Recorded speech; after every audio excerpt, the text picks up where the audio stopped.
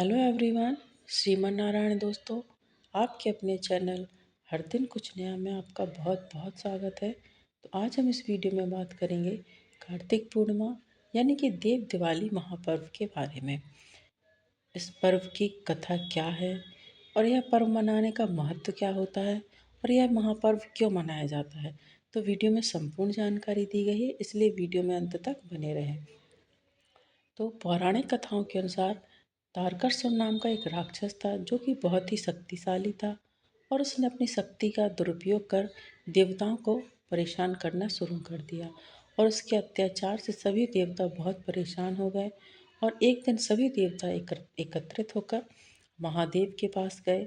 महादेव से उन्होंने विनती की कि हम सभी देवताओं को तारकासुर नाम के राक्षस के अत्याचारों से मुक्ति दिलाइए।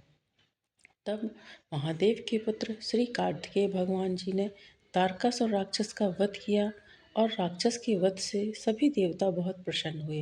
लेकिन उसके 3 पुत्र तारकाक्ष, कमलाक्ष और विंधुमाली, इन तीनों को त्रिपुरा कहा जाता था। ये तीनों पुत्र बहुत दुखी हुए और उन्होंने देवताओं से बदला लेने का सोचा। तीनों ने घोर तपस्या की और ब्रह्मा जी को प्रसन्न किया। ब्रह्मा जी उनकी तपस्या से प्रसन्न हुए और प्रकट हुए। तब तीनों ने अमरता का वरदान मांगा। तो ब्रह्मा जी ने सोचा कि यदि इन्हें अमरता का वरदान दे देंगे तो ये देवताओं पर फिर से अत्याचार करने लगेंगे अपने पिता की ही भांति।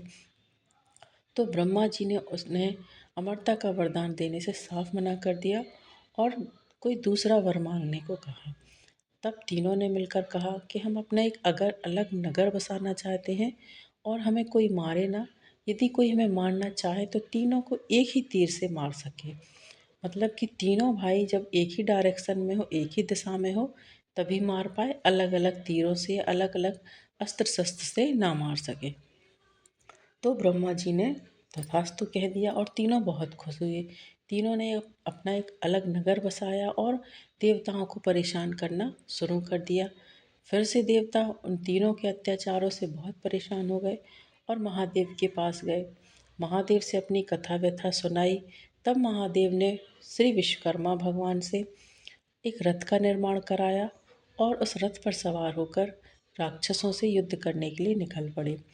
बहुत दिनों तक राक्षसों और देवताओं के बीच भयंकर युद्ध हुआ और युद्ध के दौरान ही जब तीनों भाई एक सीध में आए तो भगवान शिव ने एक ही तीर से तीनों का वध कर दिया।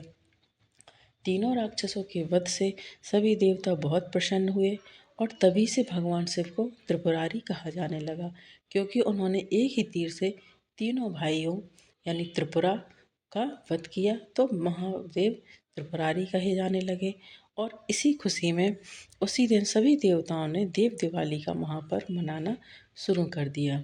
तो यह कथा है देव दिवाली की कि देव दिवाली क्यों मनाई जाती है, इस पर्व को मनाने का कारण क्या है। तो ये भगवान शिव के कारण ही मनाई जाती है कि उन्होंने इस दिन तीनों भाइयों को एक सीध में मारकर, एक तीर से मारकर तीनों को वध किया और देवताओं को उनके अत्याचारों से मुक्त करवाया। इसीलिए यह पर्व मनाया जाता है और सभी देवताओं ने मिलकर दीप प्रज्वलित करे और देव दिवाली पर्व मनाया जाने लगा। तो यदि आपको ये वीडियो पसंद आया है तो वीडियो को लाइक कीजिए, शेयर कीजिए अपने दोस्तों के साथ, अपने परिवारजनों के साथ, ताकि उन तक भी ये जानकारी पहुंचे और वो भी इसका लाभ उठा सकें। और यदि आप चैनल पर नए हैं तो चैनल को सब्सक्राइब कीजिए, साथ ही बेल आइकन को प्रेस कीजिए। इससे ये होगा कि मैं कोई भी वीडियो अपलोड करूँगी तो उसकी नोटिफिकेशन आपके पास पहुँच जाएगी। आगामी व्रतों एवं त्योहारों के लिए चैनल पर बने रहें। मिलते हैं नेक्स्ट वीडियो में दोस्तों।